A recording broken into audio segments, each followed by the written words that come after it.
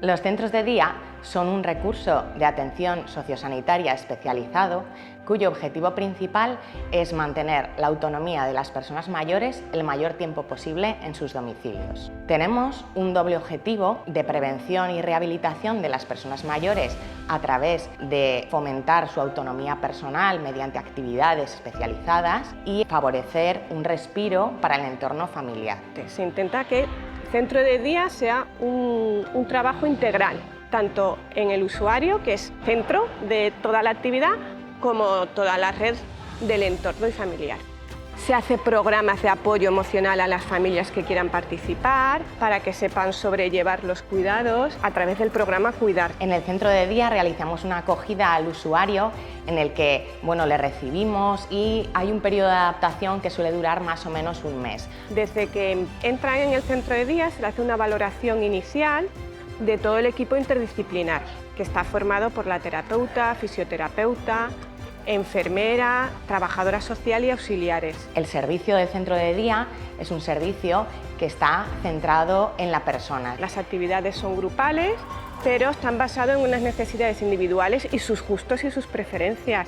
Para ello nos cuentan su historia de vida, todo lo que más les gusta, y todas las actividades tienen que favorecer esa motivación para que participen en ellas.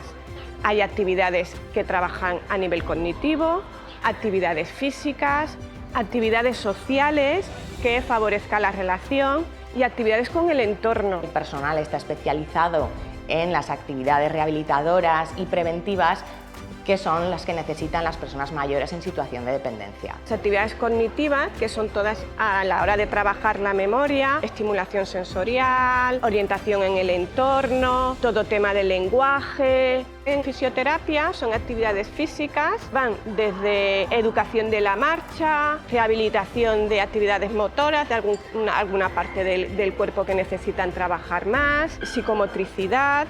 Luego estarían las actividades más de tipo social y lúdicas. Hacemos de todo, hacemos gimnasia, pintamos, nos dan trabajo para hacer cosas si es una fiesta. En Aragón contamos con casi 400 plazas de centros de día ocupadas actualmente. Se encuentran con un ambiente socialmente muy parecido al que tienen ellos, se sienten identificados y a corto plazo ellos manifiestan la alegría de venir. Estoy muy bien, hacemos de todo. Vienen muy contentos, incluso el fin de semana nos echan de menos.